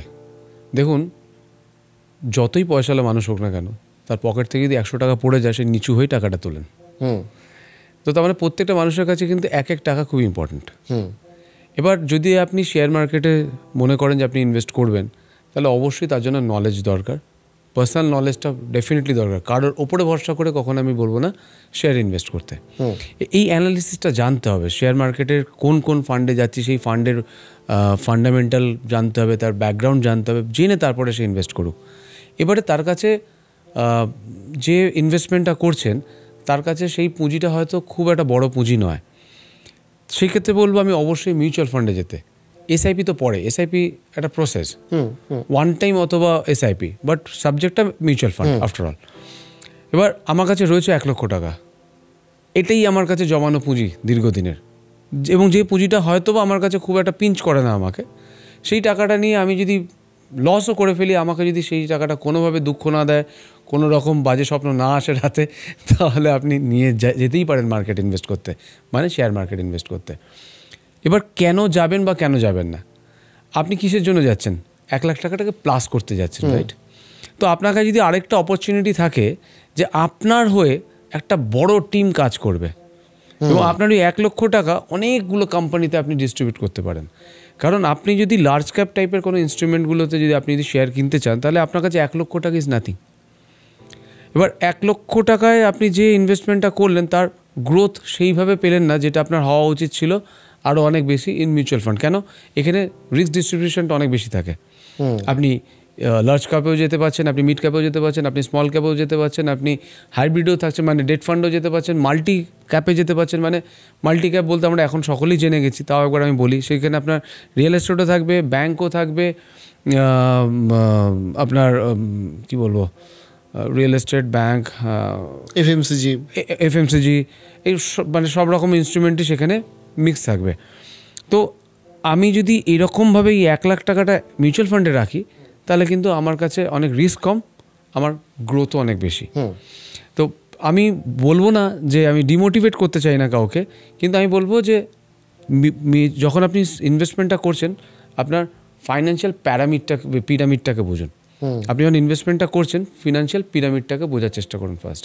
ফিনান্সিয়াল পিরামিডটা কী যদি একটু ভিজুয়ালাইজ করেন, পিরামিডটাকে আঁকলাম আমি, হ্যাঁ, এর নিচের দিকটা কি একটু বড়, তো আমি যদি পিরামিডটাকে 4 ভাগে ভাগ করি, নিচের পোর্শনটা অনেক বেশি বড় এবং স্পেসটা একটু বেশি রয়েছে ওখানে। তার মানে আমি যখন একটা বিল্ডিং বানাচ্ছি, মানে আমি আমার ফাইন্যান্সিয়াল বিল্ডিং বানাচ্ছি, তার বেসিকটা কী হওয়া উচিত? খুব শক্তিশালী হওয়া উচিত। যদি বিল্ডিংয়ের সঙ্গে কম্পেয়ার করি আর পিরামিডের সঙ্গে কম্পেয়ার করি, তো প্রথম যে ঘরটা থাকবে সেই ঘরটাতে আমার ডেট ফান্ড বা গ্যারান্টেড ইনস্ট্রুমেন্ট থাকা উচিত প্রথমে। ইয়েস, ফার্স্ট হয়ে গেল। সেকেন্ড যে ঘরটা রয়েছে সেই মানে ওই সেকেন্ড ঘরটাতে আমার মিউচুয়াল ফান্ডের মতন ইনস্ট্রুমেন্ট থাকা উচিত। ডেট ফান্ড বলতে পিপিএফ, ব্যাংক, বাকি ইন্স্যুরেন্সের যে কনভেনশনাল প্রোডাক্টসগুলো রয়েছে সেই প্রোডাক্টগুলো, সেইগুলো সব কটা। তারপরের যে ঘরটা আসছে সেই ঘরটায় আপনি মনে করলেন যে আমার এই ঘরগুলো কমপ্লিট হয়ে গেছে, ফিল আপ হয়ে গেছে, এবার আমি একটুখানি রিস্ক নিতে পারি, তখন আমি মিউচুয়াল ফান্ডে আমি এক্সপোজড হব। এই ঘরটা কমপ্লিট হয়ে গেল, মানে মিউচুয়াল ফান্ড আমি ওয়ান টাইম আমার যতখানি ক্যাপাসিটি ছিল সেটা দিয়ে দিয়েছি, আমি এসআইপি করার যে হাইয়েস্ট ক্যাপাসিটি ছিল সেটাও পেমেন্ট করে, মানে সেটাও আমি শুরু করে দিয়েছি। তারপরে যে ঘরটা থাকছে থার্ড ঘরটা, সেইখানে আমি যেতে পারি শেয়ারের মতন ইনস্ট্রুমেন্টে। তার মানে আমি কী করলাম, প্রথম ঘরটা আমি গ্যারান্টেড ইনস্ট্রুমেন্ট দিয়ে ভরলাম, সেকেন্ড ঘরটা আমি মিউচুয়াল ফান্ড দিয়ে ভরলাম, তারপরের ঘরটা আমি শেয়ারে গিয়ে ভরলাম। ওইটা যখন কমপ্লিট হয়ে যাবে তখন আমি হয়তো স্পেকুলেশনে যেতে পারি। এবার স্পেকুলেশন কী কী অনেকেই শুনে অবাক হবেন, জমি জায়গা, ক্রিপ্টোকারেন্সি, গোল্ড, সিলভার, এগুলো স্পেকুলেশন, মাল্টিপ্যাকার। ইয়েস, তো সেই ক্ষেত্রে আমাকে এবারে ভাবতে হবে যে এই পিরামিডটা যদি আমি একটু উল্টে রাখি কী হবে? পড়ে যাবে। মানে আমার এবার যেখানটা আমি বসাতে চাইছি উল্টিয়ে, সেই ঘরটা কে রয়েছে? স্পেকুলেশন। সো আমার জীবনের প্রথম ইনভেস্টমেন্ট আমি স্টার্টই করছি স্পেকুলেশন রিলেটেড যে ইনস্ট্রুমেন্টগুলো রয়েছে, যেটা এখন খুব দেখা যাচ্ছে। তাই জন্য সবসময় সাজেশন আমরা দিই যেটা, যে প্রথম ঘরটা আপনি ডেট ফান্ড দিয়ে ভরুন, মানে গ্যারান্টেড ইনস্ট্রুমেন্ট দিয়ে ভরুন, তারপরে মিউচুয়াল ফান্ড, তারপর শেয়ার, তারপর speculation. Be defensive in the market at first. এবার আর একটা দিকে আমরা তোড়জোড় দিই না। দেখবেন কখনো বাড়িতে অনুষ্ঠান থাকলে সবার মধ্যে প্ল্যান থাকে যে ওই ড্রেসটা পরবো, ওইখানে যাব ইত্যাদি। কেউ ভাবতেই চায় না যে আমার সুস্থ মানুষের কালকেই যদি আমার একটা অ্যাক্সিডেন্ট ঘটে বা কোনো অসুস্থতা হয় তখন আমি কি করব। ভাবলে বাড়ির লোক বলে খারাপ কথা চিন্তা করিস না। ঠিক কথা। আমি একটা সার্ভে দেখছিলাম যে ভারতবর্ষের বহু মধ্যবিত্ত যারা গরিব আবার হয়ে গেছে তার 70% হয়েছে কোনো না কোনো বাড়ির লোকের অসুস্থতা হওয়ার পর চিকিৎসা খরচা দেখতে গিয়ে। ফ্যান্টাস্টিক, আপনার প্রশ্নটা প্রচন্ড রিলেভেন্ট। হেলথ ইন্স্যুরেন্স খুব ইম্পর্টেন্ট। আমি আপনার থেকে জানতে চাইব, হেলথ ইন্স্যুরেন্স সংক্রান্ত অনেকগুলো প্রশ্ন আছে। প্রথম কথা, হেলথ ইন্স্যুরেন্স কতটা ইম্পর্টেন্ট? দ্বিতীয়ত, আপনি যদি বলেন যে সবাই এবার জিজ্ঞেস করে যে কত অ্যামাউন্টের হেলথ ইন্স্যুরেন্স করা উচিত, এইটা আপনি একটু পরিষ্কার করে যদি ব্যাখ্যা করেন। দেখুন, আমরা তো ইন জেনারেল ডিসকাশন করছি, যে সবার জন্য ডিসকাস করছি। 5 লক্ষ টাকা মিনিমাম হওয়া উচিত থেকে শুরু করা উচিত। যাদের একটু ক্যাপাসিটি রয়েছে, যারা ইএমআই নিতে গিয়ে একটু ভাবনা চিন্তা করেন না।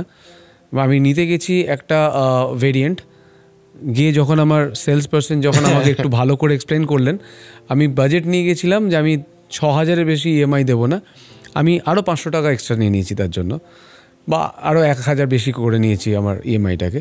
সেই ক্ষেত্রে আমি বেশি সেলস পার্সন দেন, ঠিক আছে, সেটা তারা তাদের কাজ করছেন। কিন্তু বিষয়টা হচ্ছে যে আমাকে ওই কমোডিটিটাকেও কিনতে হবে, আবার আমাকে হেলথটাকেও ঠিক রাখতে হবে। তার জন্য তো আমি ওষুধ খাবো, আমি ভালোভাবে এক্সারসাইজ করবো, ফুড হ্যাবিট ঠিক থাকবে, সব ঠিক আছে।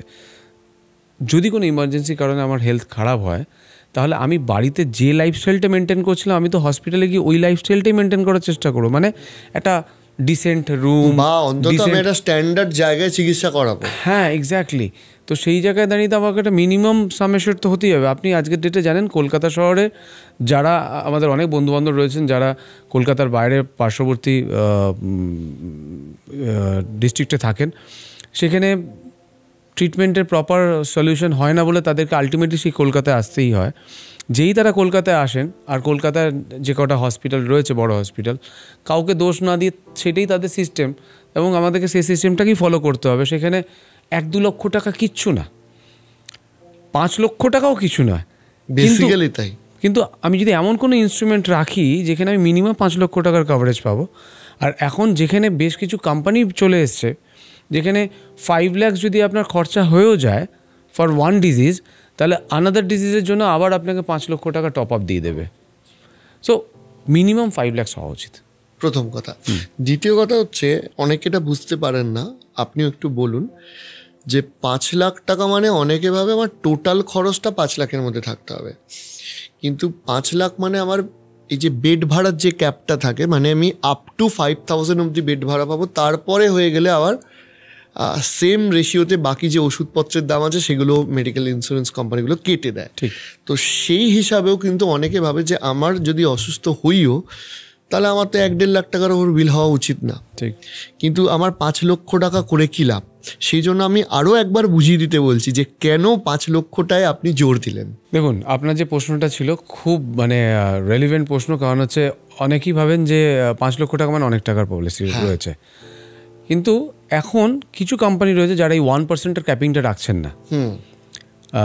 কিছু কোম্পানি ছিলেন যারা 1%-এর ক্যাপিংয়ের ছিলেন, এখনও তারা আছেন, বাট মেজর কোম্পানিজ আর দেয়ার যারা এই ক্যাপিংটা থাকছেন না, কিন্তু তারা কিন্তু আপনার শেয়ারিং রুম দিচ্ছে অথবা জেনারেল রুম বেড দিচ্ছে, যেখানে হয়তো আপনি মনে করছেন যে আমি একা থাকতে পছন্দ করব, সেই ক্ষেত্রে 5 লক্ষ টাকার সাম অ্যাসিওরটা আপনাকে সেই সাপোর্টটা দেবে না। যদি এটা 5 লাখের ওপরে যায়, 10 লাখ থেকে মোটামুটি দেখা যাচ্ছে যে সিঙ্গেল শেয়ার আপনাকে দিচ্ছে, যেখানে আপনি একা থাকতে পারেন। সো 5 লাখ যদি মিনিমাম থাকে, সেই ক্ষেত্রে ডক্টর ফিজ, আপনার যদি আইসিইউতে যেতে হয় বা আইটিইউতে যেতে হয়, সেক্ষেত্রে ডাবল অফ দ্য সাম অ্যাসিওর্ডের ক্যালকুলেশন একটা আসে। কিন্তু এই মুহূর্তে মোটামুটি কোম্পানিগুলো যারা রয়েছে তারা আপ টু সাম অ্যাসিওর্ড খরচা দিয়ে দিচ্ছে। আচ্ছা, আরেকটা হচ্ছে যে বহু ছেলেমেয়ে চিন্তিত বাবা মার হেলথ ইন্স্যুরেন্স করা নেই, তো কত বয়স অবধি তারা হেলথ ইন্স্যুরেন্সে আসতে পারেন? সিনিয়র সিটিজেনদের মধ্যে বলছি। এখন কোনো এজ ক্যাপিং নেই, যে কোনো এজেই আসতে পারেন। তার ক্ষেত্রে তার মেডিকেল কী কী এলিমেন্টস রয়েছে সেগুলোকে ডিক্লেয়ার করতে হবে। সাপ্রেশন অফ ফ্যাক্ট হলে পরে কিন্তু হবে না। আমি মনে করলাম আজকে আমি জানালাম না, কালকে ইন্স্যুরেন্স কোম্পানিকে যখন প্রডিউস করা হচ্ছে পেপারগুলো হসপিটাল থেকে, সেখানে হয়তো যে ওষুধগুলো উনি খাচ্ছিলেন সেগুলো হয়তো বলা হয়নি, সেটা ইন্টেনশনালি হোক আনইন্টেনশনালি হোক। এইটা যদি হয় তাহলে কিন্তু ইন্স্যুরেন্স কোম্পানির কাছে ফুল অ্যান্ড ফাইনাল রাইটস রয়েছে আপনার পলিসিটাকে ডিক্লাইন করে দেওয়ার। তখন আপনি কোনো টাকাই পাবেন না সেখানে। আচ্ছা, এবার এই হেলথ ইন্স্যুরেন্সে আরেকটা পয়েন্ট উঠে আসছে, সেটা হচ্ছে যে এক হচ্ছে প্রতি বছর প্রিমিয়ামের অ্যামাউন্টটা বেড়ে যায়, দ্বিতীয়ত হচ্ছে দেখুন আজকে 5 লাখ খরচ, এবার ধরুন কোনো বয়স্ক মানুষের জন্য কেউ যদি হেলথ ইন্স্যুরেন্স করেন, ওই ইনফ্লেশনের হিসাব ধরে তিনিও ভাবছেন যে কালকে যদি এটা 10 লাখ খরচ হয় তখন কি সাম অ্যাসিওরের ইনক্রিমেন্টটা সম্ভব? আর দ্বিতীয়ত হচ্ছে যে দীর্ঘদিন হেলথ ইন্স্যুরেন্স যদি চালানো হয় তাহলে নো ক্লেম বোনাস হিসাবে আমার প্রিমিয়ামটা কিছুটা কম হতে পারে কিনা? না, নো ক্লেম বোনাস হিসাবে কিন্তু প্রিমিয়াম কমে না। আচ্ছা, এটা গাড়ির ক্ষেত্রে হয়। আচ্ছা, যেটা হেলথ ইন্স্যুরেন্সের ক্ষেত্রে হয় না। নো ক্লেম বোনাসের জন্য অ্যাডিশন হতে থাকে, মানে আপনি যে সাম অ্যাসিওরটা নিয়েছিলেন সেই সাম অ্যাসিওরটা বাড়তে যাবে। যদি মাঝখানে কোনো রকম কোনো ভর্তি না হতে হয় বা যদি কোনো রকম শরীর খারাপ না হয়, তাহলে পরে প্রত্যেক বছরই আপনার কিউমুলেটিভ বোনাস হিসেবে ওটা বাড়তে যাবে সাম অ্যাসিওরটা। এখন এরকমও প্রোডাক্ট চলে এসছে যেটা আমাদের কাছে এখন প্রচণ্ড কোয়ারি আসে এই প্রোডাক্টটা নেওয়ার জন্য, সেটা হচ্ছে ইনফ্লেশনকে মাথায় রেখে। কারণ যেরকম আপনাকে আজকে একটু আগে বলছিলাম যে এডুকেশন ইনফ্লেশন অনেক বেড়ে গেছে, তেমনই হেলথেরও কিন্তু ইনফ্লেশন অনেক বেশি দেন আদার ইনফ্লেশন রেট। ডেফিনেটলি। হ্যাঁ, সেইখানে দাঁড়িয়ে আজকে যদি 5 লক্ষ টাকা খরচ হচ্ছে, তাহলে আজ থেকে 1 বছর পর 2 বছর পরই 5 লক্ষ টাকাটা 5 লক্ষ থাকবে না, সেটাও 6-7 লক্ষ টাকা হয়ে যাবে। তো এবার আপনার মেডিক্লেম পলিসিটা হচ্ছে 5 লক্ষ টাকার, আপনি সেই অনুযায়ী প্রিমিয়াম পে করেছেন, আর আপনার কিউমুলেটিভ বোনাস হিসেবে হয়তো 5% কি 10% বেড়েছে, যেটা হয়তো খুব বেশি আপনাকে সাপোর্ট দেবে না। এরকম প্রোডাক্ট চলে এসছে। আজকে যদি তার minimum sum assured would be 10 lakhs, so যদি 10 লাখ সাম অ্যাসিওরড, প্রিমিয়াম কিন্তু খুব বেশি নয়, আমরা আগেই ভেবে ফেলি 10 লাখ মানে অনেক বড় টাকা প্রিমিয়াম, তা নয়। প্রথম বছর 10 লাখ থাকবে, পরের বছর 15 লাখ অ্যাড হয়ে যাবে, মানে 25 লাখ হয়ে যাবে, মানে এভরি ইয়ার 150 টাইমস করে বাড়বে, মানে এভরি ইয়ার মিনস প্রথম 2 বছর 150 টাইমস করে বাড়বে, তারপরে 3 বছর 100 করে, মানে টোটাল 600 টাইমস বাড়বে। মানে 10 লাখ যদি থাকে শুরুতে, তাহলে এটা 70 লাখ অবধি পৌঁছাবে। যদি ক্লেম হয় তাহলেও, যদি না ক্লেম হয় তাহলেও। ওকে, তার মানে আমি সেক্ষেত্রে কিন্তু প্রিমিয়াম কিন্তু সেমই থাকবে। এবার প্রিমিয়ামটা সেম থাকবে মানে হচ্ছে আমি যে বয়সে ঢুকেছিলাম, মানে এজ গ্রুপ যদি এরকম হয় যে 25 to 36, 37-এর পর থেকে বাড়বে, মানে 45 অবধি একরকম থাকবে, 45-এর পরে বাড়বে। তো এই এজ গ্রুপগুলোকে যদি আমি মাথায় রাখি, তাহলে পরে প্রিমিয়াম কিন্তু বাড়ছে না, প্রিমিয়াম সেমই থাকছে, কিন্তু আমার সাম অ্যাসিওরডটা বাড়তে যাচ্ছে।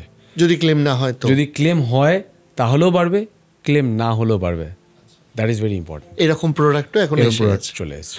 আর আরেকটা হচ্ছে যে যেহেতু এখন পরিবারে অনেকজন থাকে, তো অনেকে মনে করেন যে ইন্ডিভিজুয়াল প্যাকেজ ভালো নাকি ফ্যামিলি প্যাকেজ ভালো?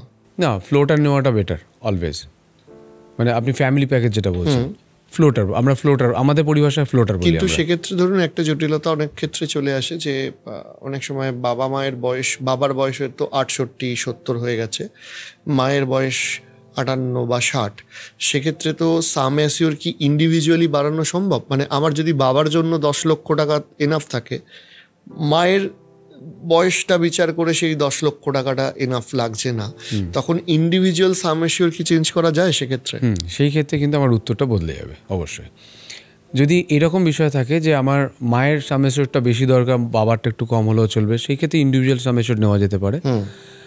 হায়ার এজ বলতে আপনি যেটা বললেন যে বাবা মা যদি ইনক্লুড করেন, বাবা মাকে যদি ইনক্লুড করেন, তাহলে অবশ্যই বলবো বাবা মাকে আলাদা করে, বাবা মার জন্য আলাদা করে ইন্স্যুরেন্স নেওয়া উচিত, এবং হাজব্যান্ড ওয়াইফ বাচ্চাদের জন্য আলাদা করে ফ্লোটার নেওয়া উচিত। আর যদি এবার আরেকটা জিনিস আমরা খেয়াল করি যে বাবা মার ক্ষেত্রে তাদের হায়ার এজের কারণে হয়তো তাদের কিছু ফিজিক্যাল ডিফর্মিটিস রয়েছে, তো সেইগুলোর ক্ষেত্রে হয়তো কিছু মেডিসিনস নেয়, সেক্ষেত্রে দেখা গেল যে একজনের সঙ্গে আরেকজনকে নিলে পরে ক্লাব করলে হয়তো প্রিমিয়ামটা বেড়ে যাচ্ছে, তখন ইন্ডিভিজুয়াল নেওয়ার জন্য বলি। যিনি ওষুধ কম নেন, কেস টু কেস ডিপেন্ড করছে। একটা খুব দুর্ভাগ্যজনক প্রশ্ন, সেটা হচ্ছে যে ধরুন দুজনের আছে, কারোর একজনের যদি ডেথ হয়ে যায়, সেক্ষেত্রে কি পলিসিটা কন্টিনিউ হয়? অবশ্যই, যিনি ডেথ হয়ে যাচ্ছেন উনি পলিসি থেকে অটোমেটিকলি বেরিয়ে যাবেন। ওকে, একটা ইন্স্যুরেন্স হয়তো খুব জরুরি, কিন্তু লোকে করতে ভয় পায়, শুনেই ভয় পায়, this is a term insurance. কাদের টার্ম ইন্স্যুরেন্স করা উচিত, কখন টার্ম ইন্স্যুরেন্স করা উচিত, কেন টার্ম ইন্স্যুরেন্স করা উচিত, আপনার কি মনে হয়? একজন ব্যক্তি যে 1 টাকা রোজগার করে, যে 100 টাকা রোজগার করে, সকলেরই ইন্স্যুরেন্স নিড আছে। আবার একটা এক্সাম্পলে যাই, আমরা গাড়ি কিনি, বাইক কিনি, স্কুটার কিনি, গাড়িটা প্রথম দিন যখন শোরুম থেকে বার করি, চাকাটা মাটিতে লাগার আগে আমরা ইন্স্যুরেন্স নিই। কেন? যদি গাড়িটার অ্যাক্সিডেন্ট হয় তাহলে আমার গাড়িটার ক্ষতি হয়ে যাবে, সেই ক্ষতি হলে পরে আমাকে ইন্স্যুরেন্স কোম্পানি পে অফ করবে। কিন্তু বিং এ ইন্ডিভিজুয়াল, আমি কিন্তু আমার পরিবারের জন্য গাড়ি, এই গাড়িটাতেই আমার ওয়াইফ, আমার বাচ্চারা, আমার মা বাবা সকলেই উঠে বসেন, মানে তাদেরকে আমি একটা ফাইন্যান্সিয়াল সাপোর্ট দিই, প্রত্যেক মাসে কন্ট্রিবিউট করি, সেইটা দিয়েই কিন্তু তার লাইফস্টাইলটা মেনটেন হচ্ছে। এবার এই লাইফস্টাইলটা যদি কোনোভাবে নষ্ট হয়, তাহলে বাচ্চারা, বাবা মারা সকলেই অসুবিধায় পড়বেন। কখন হতে পারে সেটা? 3টে কারণে। জবলেস হতে পারেন, ডেথ হতে পারে, বা পার্মানেন্ট ডিসেবিলিটি হতে পারে ডিউ টু অ্যান অ্যাক্সিডেন্ট। জবলেসটা আপনার নিজের কন্ট্রোলে, আপনি সুস্থ রয়েছেন, আরেকটা জব খুঁজে নেবেন, চাকরি পাচ্ছেন না, ব্যবসা করবেন, কিছু একটা করে নেবেন। ডেথ পেইনফুল, বাট কাদের জন্য? যারা পৃথিবীতে রয়েছেন, কারণ যিনি চলে গেছেন তিনি তো জানেন না কি হচ্ছে না হচ্ছে। ডিউ টু অ্যান অ্যাক্সিডেন্ট যদি ডিসেবিলিটি হয়, সেটা অনেক অনেক বেশি পেইনফুল। কেন? সেই মানুষটা রয়েছেন, তার যা যা কমিটমেন্ট ছিল সবকটা কমিটমেন্টই তার সামনে রয়েছেন, কিন্তু সে অ্যাচিভ করতে পারছেন না। কেন? তার কাছে জব নেই বা ব্যবসা নেই। সেই জায়গায় দাঁড়িয়ে আপনাকে আগে মনে করতে হবে যে আপনাকে একজন দায়িত্বশীল মানুষ হিসাবে আপনার ইনকামটাকে আগে প্রোটেক্ট করতে হবে। অথবা যদি মনে করেন যে না আমি ইনকাম প্রোটেক্ট করবো না, আমার অ্যাটলিস্ট আমার খরচাটাকে প্রোটেক্ট করবো, পরিবারের জন্য যে লাইফস্টাইলটা আমি দিয়েছিলাম, যে স্কুলে পড়াচ্ছিলাম বাচ্চাদেরকে, ওয়াইফকে যে শাড়িটা কিনে দিতে পারছিলাম, যে খাওয়া দাওয়াটা খাওয়াতে পারছিলাম, বাবা মাকে যে ওষুধটা কিনে দিতে পারছিলাম, সেই খরচাটা যেন আমি দিতে পারি তাদেরকে। এবার কত টাকার হওয়া উচিত এই খরচাটা, সেটাকে আমি আবার একটা এক্সাম্পল বা মজা করে বলি যে গাড়ির যেমন দাম নির্ধারণ হয় তার ফিচার্স, তার লাক্সারির জন্য, একটা মানুষেরও দাম নির্ধারণ হওয়া উচিত। অরিজিতের একটা দাম, সুরজিতের আরেকটা দাম। কী করে? অরিজিতের খরচা একরকম, সুরজিতের খরচা একরকম, অরিজিতের ইনকাম একরকম, আমার একরকম ইনকাম। এই হিসাবে কিন্তু দামটা হয়। কীভাবে হয়? What ever your monthly expense multiply with 200, what ever your income multiply with 200। আপনার যদি খরচা হয় 20,000, 200 দিয়ে গুণ করলে পরে হয় হচ্ছে 40 লক্ষ টাকা। আপনার যদি ইনকাম হয় 50,000, 200 দিয়ে গুণ করলে হয় 1 কোটি। এই সংখ্যা দুটোই হচ্ছে আপনার জীবনের দাম। আপনার ইনকাম অনুযায়ী আপনার দাম 1 কোটি, যদি 50,000 ইনকাম হয়। 20,000 যদি আপনার মাসে খরচা হয়, সেই অনুযায়ী আপনার দাম হচ্ছে 40 লক্ষ টাকা। কেন? If is any miss happen, এই 40 লক্ষ টাকাটা চলে যাবে পরিবারের কাছে, মানে নমিনির কাছে, এবং নমিনি সেটাকে কোথায় রাখবেন?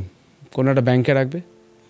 কারণ তার নমিনি, সে সারাটা জীবন বাড়িতে কাজ করে এসছেন, হঠাৎ করে তার হাজব্যান্ডের ইকুইভ্যালেন্ট কাজ করতে পারবেন না সে, তাকে ওই টাকাটা নিয়ে গিয়ে ব্যাংকে যদি রাখেন, তিনি 40 lakhs যদি রাখেন, তার 6% হচ্ছে আজকের ব্যাংক রেট অফ ইন্টারেস্ট অনুযায়ী 2,40,000 টাকা, রাইট? 40 লক্ষ, হ্যাঁ। 6% হিসাবে যদি আমি রিটার্ন পাই, তাহলে 2,40,000 টাকা বছর ইন্টারেস্ট হলো, মাস গেলে 20, ডিভাইড বাই 12, মাস গেলে 20,000 টাকা। তার মানে আমি 20,000 টাকার যে আমি সাপ্লাই সিস্টেমটা তৈরি করেছিলাম পরিবারকে, যে আমি মোড়কটা দিয়েছিলাম 20,000-এ, সেই মোড়কটাতে কিন্তু তারা মুড়েই থাকবেন। একদমই তাই, একদমই তাই। আর যদি আমি ইনকামকে প্রোটেক্ট করতে চাই, তাহলে 1 কোটি টাকা, তাহলে পরে আমার যে খরচাটা ছিল, এই ইনকামটা ছিল, ইনকামটা আমার প্রোটেক্টেড। আপনাকে অসংখ্য ধন্যবাদ পুরোটা সময় দেওয়ার জন্য। আরও অনেক প্রশ্ন দর্শকদের আছে আমি জানি, আপনারা প্লিজ সেই প্রশ্নগুলো আমাদেরকে করবেন। তবে আমরা সুরজিৎ বাবুকে আপনাদের প্রশ্ন নিয়ে আরও একবার অবশ্যই আপনাকে এই অনুষ্ঠানে আমরা ইনভাইট করব, দর্শকদের প্রশ্ন এবং আমাদের মনে আর যা যা প্রশ্ন হচ্ছে সেগুলো নিয়ে। তবে আজকের জন্য এখানেই শেষ করতে হচ্ছে। নমস্কার, ধন্যবাদ।